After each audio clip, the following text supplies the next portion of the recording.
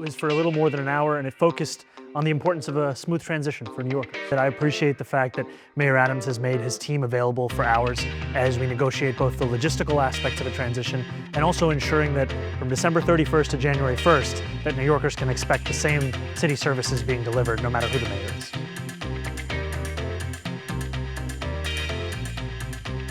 Welcome to New York One's Off Topic on Politics. I'm New York One investigative reporter Courtney Gross. This week, Mayor-elect Zohran Mamdani met with outgoing Mayor Eric Adams at Gracie Mansion to go over the transition, trying to make sure New Yorkers know that it is going smoothly. Well, we'll discuss what happened behind those closed doors and how things are actually going. And then get your chips ready because casinos are coming to New York City. The Gaming Facility Location Board, the state board that has been reviewing these applications, recommended 3 should move forward to the final stage of this competition, meaning it is a sure bet that casinos are coming to New York City. And Bobby Cuza is a betting man. Did you work on those puns for a while? They hit the jackpot. Yep. They played a winning hand. The cards Play their cards right? You guys are hilarious. Well, Bernadette Hogan is also here. She may or may not know about casinos, but she knows a lot about Zohran Mamdani. I covered casinos for the Post for years. Okay, so let's start first with Mamdani and the transition.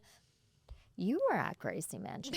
I sure was. And actually, I was outside of Gracie Mansion. In the cold. With that More umbrella. specifically. Hate those assignments. Standing outside, staking something out in the freezing cold. Yes. I know it's part of our job, but I just hate Well, I it. forgot my umbrella that In the day. summer, You know, it's we're on totally TV. fine. In the summer, it's fine. Yes, I concur. I was like the only reporter out there without an umbrella. So I was standing outside in the soaking rain while they were meeting on the inside. And also, by the way, we only found out about this like minutes before it happened, which is interesting Adam said it. because Adams said it kind of offhandedly at an event that he's meeting with Mamdani, which, you know, obviously all our radars, our antenna went up because that had not been like publicly announced. And there was no, I think Bernadette talked about this on the air the other night, there was no pictures of the meeting. Yeah. So, I mean, apparently, you know, Mamdani came out and said it was cordial and they talked about a smooth transition. But it's interesting how long this took to happen. I mean, Mamdani said that they had spoken on the phone, but they hadn't met in person. I'm not trying to overshadow him. I'm just finishing up my last 20-something days. I got a lot of work to do, a lot of things I want to do on these 20-something days. And I'm trying to get out the way. I went back and looked because I was curious at what happened in 2013. I remember this because I think I covered it. Either Grace or I covered it. I Because remember. de Blasio, I mean, he ran as the anti-Bloomberg. Yep. And then the day after the election, Bloomberg invites him to City Hall. They meet in the bullpen. There's cameras there, and they like play nice. And then I'm like, what about the previous mayors? But the one before that was most contentious was 93 when Giuliani beat Dinkins. And I'm like, did Giuliani and Dinkins meet? And then I go back and look, and I've actually seen footage of this before. The day after the election, they had a joint press conference in the Blue Room of City Hall, and Dinkins said he's gonna help Rudy. They talked about unifying the city. That did not happen this time. And With the mayor Adams. didn't even run. I mean, obviously he raised money to run and he tried to run, and then it became clear that he was never going to win, so he had to drop out of the race. But like, it's not like, I guess they were on the ballot together because the mayor's name never was removed from the ballot. Yeah. Still, they were not competing directly against one another. Right. In the Zohran end. and Eric Adams. But of course, Adams dropped out and endorsed Andrew Cuomo because he clearly thought that Mamdani was a threat to the city. And Mamdani continuously said, like, I'm running because Eric Adams is not a good steward of the city and isn't doing a good job. But also, when I was down in Puerto Rico covering Mamdani at the Somos political conference, he said that he had had a phone call with Adams. Adams didn't call him election night, and I don't think he called him until a day or two after. Neither did Cuomo. And neither did Cuomo. But also, here's the other thing. We were saying this after we got off air the other day. Adams has been out of the country. Like, he hasn't been around. He's not even in this time zone. He's not, He's right, just right in New now he's not in this Orleans. time. Right, is he back yet? He's back. He's back. He's back. Came back last night, I think. But he was visiting these countries. I mean, he visited Israel, but then he visited Uzbekistan, which like has a -1 population in New York. And Albania. And Albania. Which has a population. Has a population, but still at the same time, it's like, is he just trying to get as much out of the taxpayers' dollars as he possibly can before? Because again, I mean, and also his staff too. They're getting paid to go to these events. And what does it really provide for the city at this Well, point? it's supposedly about building Economic bridges, development. making sure that like businesses can be Where's the built. results? Yeah, I mean, obviously, Yeah. the mayor is a lame duck. He doesn't have much Exactly. time left. That's the difference between now and a year ago. The mayor has a limited amount of time left, less than a month, and he's going and doing these bridge building meetings. I mean, has he consulted Mamdani and Yeah. said, "Do you want me to go and like tell them you're great?" We don't know. And Mayor Adams's photographers were told, "Do not go to shoot this meeting." Wow. Yeah. Yeah, because we really don't have pictures from inside. Yeah, they were We told, do know that their "Do not chiefs of go." staff were there, as well as the first deputy mayors for each administration. And I think Mamdani has been saying that they've been communicating, their staffs Yeah. are communicating, the transition is Right. going Oh, and they were, well. and he said they met in the dining room of Gracie Mansion, which I thought was interesting because, like, he didn't get the full tour, I guess. Like Trump Well, gave he him a still White won't say House? whether or Right, not and he he's hasn't gonna move decided. He there. says he hasn't I don't decided yet. understand why they play this game. All of them. There's no way that this Mamdani game. is not moving to Gracie Mansion. And there's no way he's going to live in his like rent stabilized One one bedroom bedroom apartment in apartment. Astoria while he's mayor. I mean, de Maybe Blasio his wife tried. doesn't want to move to the Upper East Side. Yeah, well, Well, here's the other thing. You were bringing this up. It's like the amount of security that's going to have to be around the Astoria apartment. Imagine being a neighbor. Be like, this is borderline harassment. Like, Yeah. I mean, right, he's in an apartment building. At least when de Blasio tried to do it for a few weeks, I think, before he finally gave in and moved to Gracie Mansion. He has like a townhouse in Park Slope, so it wasn't like And a he's going YMCA. into a building where there's going to have to be security, like hanging out outside of his Right. apartment door, They did build a booth, though. outside of his townhouse. Yeah. Yeah, I mean, are they going to do that in Astoria? I don't know. I Seems think like- massive Can't building. imagine Yeah. that he's going to end up staying in Astoria. We all remember Bloomberg never moved to Gracie Mansion as well, but he had a nice owns place, a though. very nice place on the Upper East Side. So not surprised there that he decided to stay. And I think he probably, I mean, now I'm going back into the bank of my memory, but I would think that Bloomberg would have even paid for the upgrades he needed on the block out of his own pocket He might have. to make sure that he had the appropriate security on his block and on his street on the Upper East Side. So do we know any details about how the meeting actually went? I mean, Mamdani came out and said, all the right things. They're talking about making the transition as smooth as possible. But, and to be clear, I think from what Mamdani has said, it sounds like their staffs have been talking. I think it's just the principals have not been huddling in person to talk about And we this. have yet another example of how Mayor Adams is trying to undercut Mamdani or I don't want to say sabotage. I was going to say sabotage, but then I don't want to say sabotage, but you said sabotage, so I guess we'll say sabotage. Just last night, Wednesday night, Mayor Adams came out with a whole slew of executive orders related to boycott, divestment of Israel, making sure that synagogues and temples across the city will have a certain amount of security, an assessment of that. Right. When there's protests outside. When there's protests outside. Which is kind of like an overlay of actually what the state already has, because the state has a standing executive Right. order. I mean, it's not on like BS. it's not some radical idea, and it's not out of character for Adams, who is of course It's just a the vocal timing. supporter the of Israel. policies Right. It just of comes. Mamdani. It looks like it's a rebuke of. For sure. I mean, Mamdani. it doesn't. Like, I How wonder could if they you not talk- interpret that Yeah. as a rebuke of Right. Mamdani? Yeah. If Did they that talk for about it at Mamdani- Gracie? Yeah, to Yeah. like come into office when you're, in the twilight of your term, you have weeks to go before you leave office. You pass something that is aimed specifically at a policy that Mamdani has supported Right. in the past. Yeah. Meanwhile, I mean, remind our listeners, he didn't say on the campaign trail, Bern, would know better than me, but I don't recall over the year on the campaign trail whether or not he said he was going to do any BDS. Mamdani? No. Yeah. So actually, I asked him this before the primary when I did a profile of Mamdani, and he said while he supports those measures, and now we'd have to fact check myself in my old interview, but he said he's supportive of the state measures, but he didn't indicate that he would push for that as mayor. So I guess we'd have to go back on that, because there's also very limited what he can do. I mean, wouldn't it mainly be The controller. the controller? Yeah, right. which I don't see Mark Levine doing Right, at all. exactly. And there are a lot of positions. This goes to Mamdani as a person, as a candidate, as a political figure. There are a lot of positions he has said over the years, Yes. like legalizing prostitution, cutting the NYPD, that he has said are not, quote, part of his agenda right now. Yeah, anything with like the Democratic Socialists of America's national agenda, like that has been like something that they've had to parse through. They're like, if it's not a part of our campaign, it's not a part of what he's going to do, which, I mean, read between the lines, but still. I mean, maybe most notably, and this he hasn't distanced himself from, he says he's going to have Netanyahu arrested. Yeah. You're killing my segue. Oh, This well, was my sorry. segue. You just do the I'm segue. It's segueing. fine. Yeah, you segue. Great. No glory for Courtney. He said he had said that in the past, and then when he's been asked about it during the campaign, he doubled down and said, "Double down, get it? Yeah. We're doing the puns even. Yeah. Yeah. I don't get it. He said that he will have him arrested, and like, I mean, if he was going to try to have Netanyahu arrested at the airport, Right. like when he lands at JFK, this would be like the biggest international story. Yeah. It would be It would be a bananas. huge firestorm, but he says he's going to do it. And then Netanyahu in this interview yesterday said, "I'm going to come to New York." He's Anyway.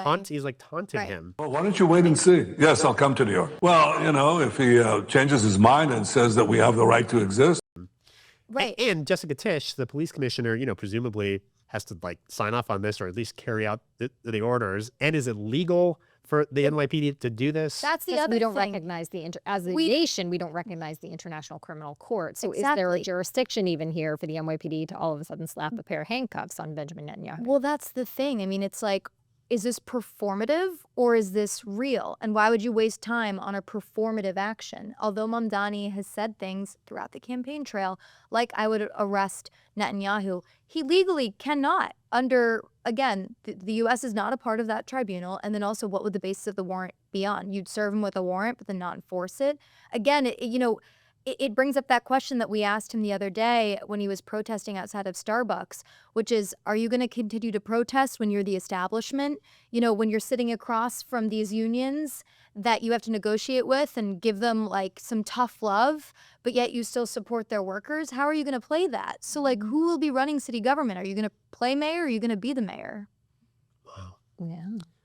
Tough talk from Bernadette. No, but seriously, like the warrant, arrest warrant and threat is a perfect example of this because it's like, yes, you might like to do something, but can you legally do it? And are you just doing this to make a show of something? I mean, if he was to try to carry this out, if you think Mamdani has been polarizing on the issue of Israel up to this point, Right. I mean, that would be, Set it into a different stratosphere. yeah, it would be a huge It would international blow Bobby's story. mind. Greatly.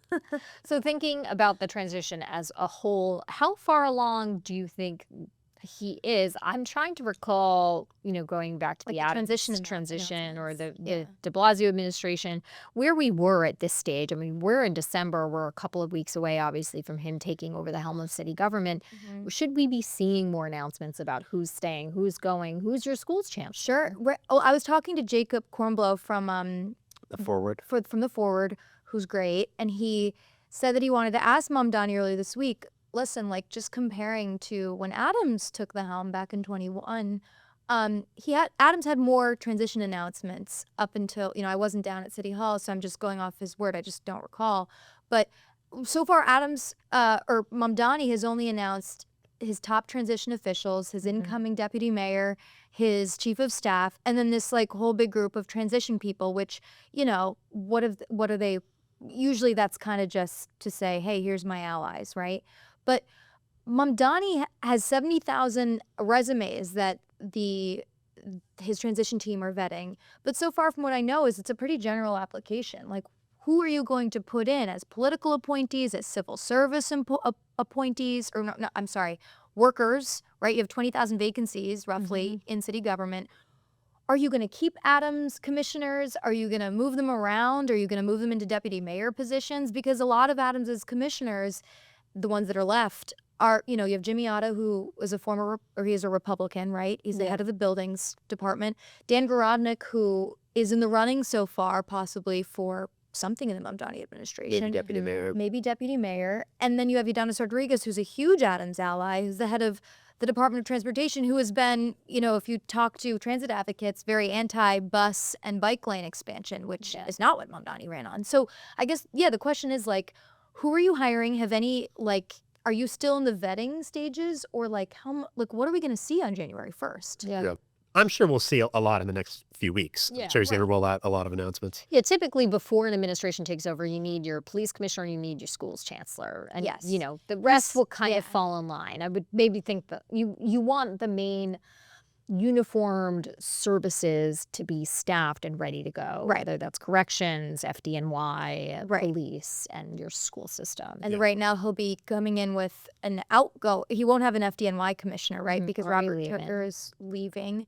And reported that he's leaving, obviously, because he disagrees with the Mamdani platform. And he's Jewish also.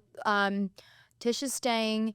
But Melissa Aviles Ramos, the current schools chancellor, Mamdani said some, like bland, but like slightly positive things. Right, that he might keep her on. He said he's met with her in person. I mean, he may or may not decide to keep her on. He may or may not. Or maybe you keep her on for a year. The other People thing until is the end of the school year, perhaps. That's like one option he could go for. the other thing is State Senator Luis Sepulveda has been pushing Mamdani behind the scenes, according to some reporting.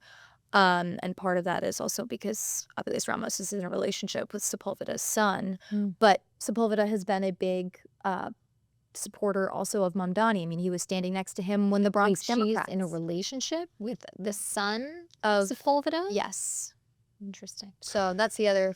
The New York Post reported that recently. But before that, Sepulveda has been an early endorser of Mamdani and has been a big backer of him. And with the Mamdani Bronx has been, Democrats. he has repeatedly made the point that he's going to hire people based on Yes. ability and excellence based and on not who based they on, know. not based on Exactly. connections, which of course was a major criticism of the Adams administration that he appointed his cronies, which, then got him So into now a lot of Mamdani's trouble. just hiring everyone from de Blasio.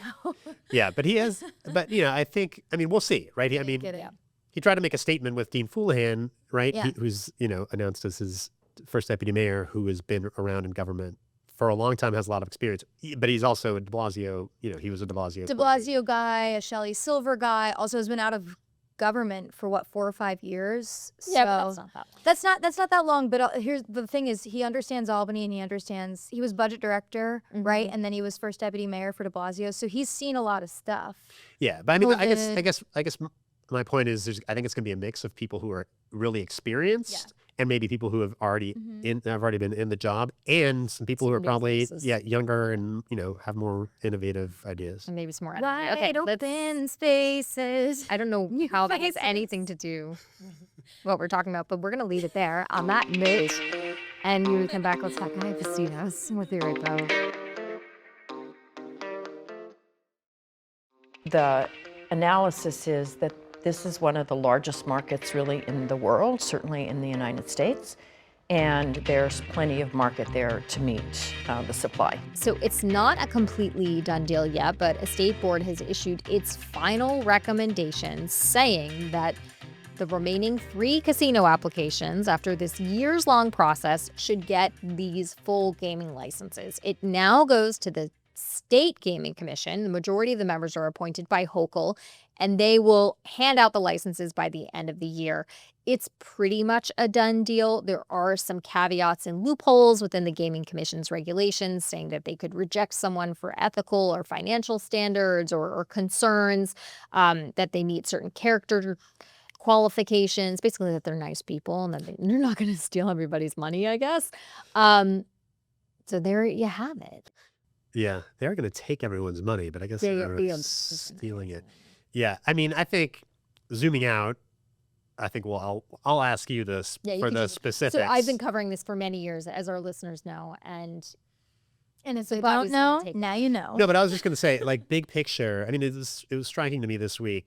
When you look at the renderings and these video animations of what these places are going to look like, Yeah.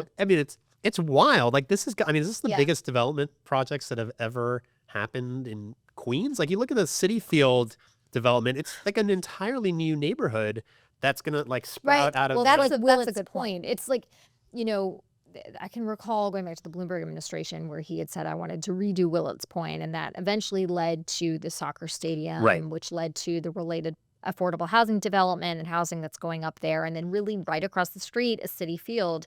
And that leads to this next phase of the development, which is going to be this casino, this food hall, this new 7 train. It is a massive project, about $5 billion, more than $5 billion is going into it. It was certainly the largest of all of the projects that have been pitched. I should mention the other ones that obviously were recommended for this license, which is Bally's in the Bronx, which is where Bally's Links is, formerly Trump Links. It's a huge golf course up there when you drive over the Whitestone Bridge. That's going to be a big casino. Going to have a hotel there too, obviously put forward by Bally's. There's some Trump connection because Bally's took over the Trump lease for the golf course, which means that at the end of the month, they actually do get the license. The Trump organization gets $115 million. Yep. Yeah. There's also been some reporting about how Steve Witkoff, who's the special envoy for the Trump administration, is involved in this deal. Frank Carone's involved in this deal. Of course. The lobbyist for the project was Vito Pitta, the Eric Adams campaign lawyer. I mean, there's so much like linking between Trump and Adams and this project. Everyone thought that there was no way it was going to get one of the licenses, but it just kept on getting resurrected via the help of the mayor. That it was the last man standing, last casino standing, it's just amazing that after all of this, it's going to actually get one of the licenses. And then the final one is obviously a large expansion of the Resorts World Casino that already exists within Southeast Queens. You know, and that one, it's like, I mean, they already have the footprint, right? I feel like that one is not as dramatic. I mean, it's dramatic, but they already have the land. It's not like a new neighborhood in the sense that maybe the other and one's it's very set aside versus like the Bally's Casino is somewhat separated from the Throgs Neck neighborhood, but the Metropolitan Park one is like really in the midst of Corona and really changing that whole neighborhood over there. The Resorts World is some people say it was on Park, some people say Jamaica. You would think after many years I would know which neighborhood it was actually in. I kind of think it's between the two. So we'll say Ozone Park, I think. And it's remarkable that none of them are in Manhattan. I mean, we knew that because they all got rejected by the community advisory committees. Yeah, so there was one in the West Side called the Avenir that was Silverstein. There was the Hudson Yards one, which I thought was like a shoo-in, was going to get one of these licenses. Yeah. There's always been 3 licenses up for grabs. And at one point when we started this competition years ago, I was pregnant. My son is 2.5. This is not even that. It goes back further than that. Voters approved the referendum to bring casinos to New York City and to New York State in 2014. And they started the upstate casinos first, and then they gave them a head start because they wanted to make sure that the New York City casinos didn't kill them with all that revenue. Right. So then they started, some of them have been not really getting as much money as people thought they were going to, and haven't been as much of an economic boon for the upstate regions where they are as people thought. But I digress. Well, and that's a real question for these casinos, right? I mean, I think from what I've read, these casinos typically end up generating less revenue than they projected. And then in turn, that means less tax revenue for the state and the MTA. So, and then, and also the idea that these 3 casinos are like relatively in close proximity to each other, right? Along the Van Wyck, right? I guess you could say. Van Wyck, yep. It's And right then- over it's like 678. You take, the Van Wyck from literally JFK Belt Parkway up Right. to City Field and then all the way across the Whitestone. It's literally the same highway. So like, are there enough gamblers to go around for all 3 of these casinos to do enough business? What the Gaming Facility Location Board, which was appointed by the Gaming Commission, these are economic development experts and housing experts. It was chaired by Vicky Bean, a former deputy mayor. They've done their due diligence, they say. They hired consultants to examine all this, to consider the economic feasibility of all this. And they say that there is enough of a market to bring in a lot of tax revenue for all 3 casinos. And that's the point here, is to bring in money for New Yorkers, for education and the MTA. They think that there's enough people that will frequent them and attend them, and that they all serve a little bit of a different population because they all have different things to offer. First, let me just go over the different things that they offer, right? So like Bally's, you're a golfer, you want to swing clubs. Yeah. Obviously, Play golf. I do not like Swing golf. the sticks. Let me get my sticks. So you play the golf, and then you go and have a cocktail and have dinner at a restaurant at Bally's, and then you shoot some craps or whatever, and you have a nice night. Yeah, And you could can take stay at the the hotel riverboat too if you want, down. like Yeah. It caters to helicopter. potentially New Jersey and Westchester because it's on that side Right, of Connecticut. Right, that's what I was going to say. They're not city residents necessarily. I mean, it's probably a minority. Which city is why the residents. Manhattan projects just would have been way better. would have for New made Jersey more and sense, but Pennsylvania. Manhattanites said no, and they just never got through the opposition. Yeah, of let's let Manhattan. Hudson Yards continue to be undeveloped. No problem. Well, it's going to be housing now. Okay. Yeah, we'll see if it happens. Yeah, exactly. So City Fields and the Metropolitan Park Project, that's what they call it, Steve Cohen and Hard Rock. Their appeal is obviously it's going to be Makes the a huge most sense. entertainment Yeah. complex. You're going to have your baseball games, your soccer games. Then you're going to be able to go to the food hall and, get some like Yeah. food from, And Queens like a venue neighborhoods. too, right? Like They a have performance a venue. 5,600 seat Hard Rock live theater. I know that we were talking about on set when we were doing all of this live coverage earlier in the week because we took the vote live and it was such a big deal for us here at New York One and for me personally. More important. Courtney really got that on it. It's been like a really long time doing this. A stake in it. But 5,600 live person theater, I mean, that's pretty big. It's big Yeah. at the Beacon. I don't know. I saw mean- Patti Smith at the Beacon. It was packed. That proposal like always made the most sense. It just like had political hurdles that the other projects. Yeah.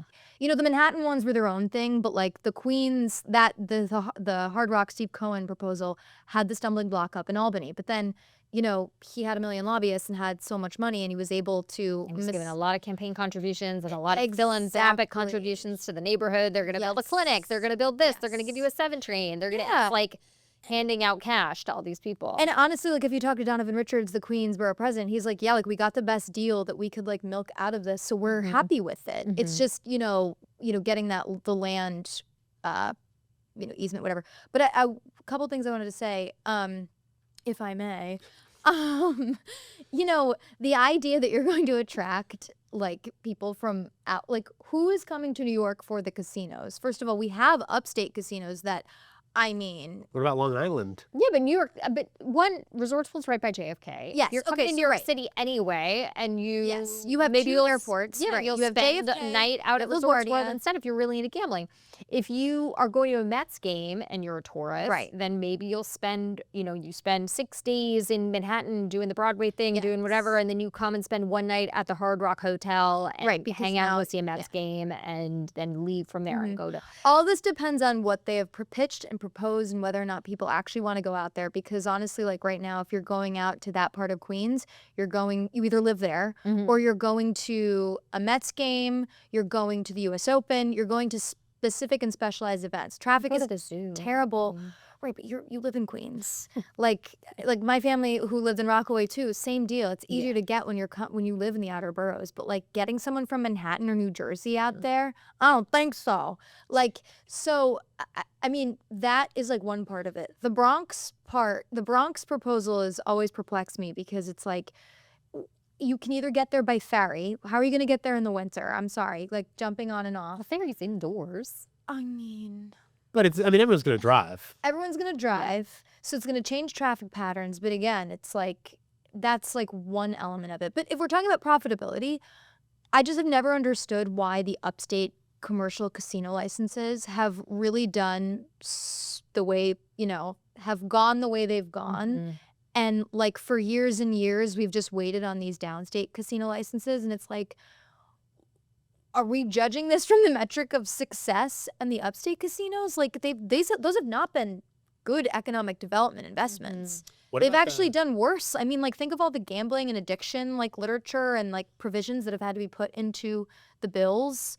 Well, that's for what I was going to casinos. say. You know what I mean? Like With it With the problem Monticello, New gambling- York, like I'm sorry, but these aren't places that when I drive up to my family's in upstate, I'm like, these are impoverished areas. And like you're putting a casino up here that's been there for years and hasn't really done much for the area. Yeah. It's kind of amazing. I was going to ask you about problem gambling is obviously one of the biggest concerns with this. Yeah. And I think I heard Vicky Bean say they're going to do, I think she used a phrase like active intervention. And which I don't They're is it- suggesting active intervention, which is similar to what they do in New Jersey and in other parts of the country right now. Oh, like ban people. Well, I don't know what that can would report look like. She's yourself. suggesting that they should do. It's similar, like she said, model it off of what they do in New Jersey. right now you go into Resorts World and there are posters on the wall that say, if you have a problem, call this number. And Yeah, like I'm sure anything people are like like, that. I'm just going to the ATM instead and gamble. Yeah. No, yeah. Part of this revenue that they do get from these casino licenses and from the revenue from people gambling will go towards gambling addiction resources. It's written in the contracts that they have to do that. But as to how they actually deal with problem gamblers, they haven't, even the board themselves called out the applicants saying that you really need to be more specific on what you will be doing to help people. And they're urging the Gaming Commission in the final stages of this process to be more specific. They also called out, just to, wrap up a little bit, is they were concerned about the finances of Bally's and Resorts World, wondering whether or not they're even going to be able to get this stuff done. Because are they overpromising? Like, do they have the financial leverage and which is amazing to do because, it? Again, it's like you should be picking the project that is the most financially viable. But they picked all three because they're like, There was no if one all else. Three, there was no one else, and if all they want all three to happen because they say that it could create $7 billion in tax revenue from gaming Means to an alone in the next 10 years. That doesn't Faulty even means include to the an end. retail and Right. the sales tax and all the other taxes that they're going to get by having so-called integrated resorts within these communities. I mean, It's a lot of money. And It's a lot of Vicky Bean was on the show, and Errol Lewis asked. No, I you asked her. asked. Sorry, Bobby Cuza. what did I ask her? Sorry, Bobby Cuza in for Errol Lewis asked. We're Bobby interchangeable. asked, Bobby what Cuza. did you ask? You were you asked her. Oh, he has a big board. Sorry, what did he ask? He Probably asked, brilliant. what would how much revenue is this really going to create for the state? Like, why do it? I'm not exactly saying what your exact question was, but Vicky Bean said, well, if we didn't have these casinos, we wouldn't have this revenue. You'd have to replace the revenues with some other. Because they've already accounted for it. Yeah, like the especially MTA is already the MTA, budgeting whatever. What is it? They didn't 1.6 budget billion. all of it yet. They budget $500 million. So each of these applicants has to buy the license, and the license cost, if they're approved, is $500 million. So that's at least $1.5 billion that is earmarked specifically for the MTA.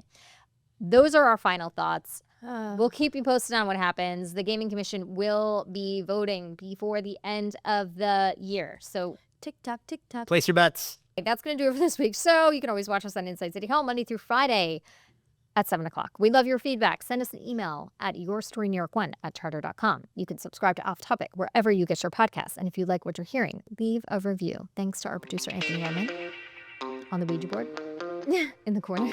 That's bad luck. Don't mention that out loud. Thanks for listening, everybody. There's a We'll see joke you I next made week. off